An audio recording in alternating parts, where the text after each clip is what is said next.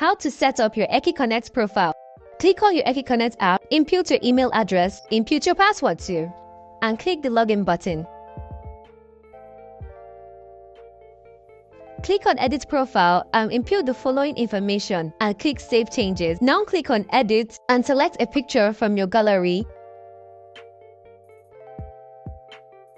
Upload image and save changes. Click on Add New Field to Info and input the following information required.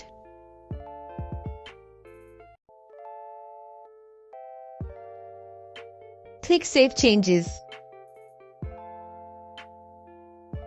After this, all you have to do is to repeat the same process for WhatsApp, phone number, email address, Instagram, and other social media platforms.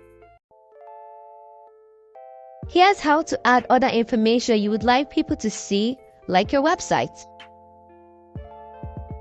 Click on Add New section and follow the prompt.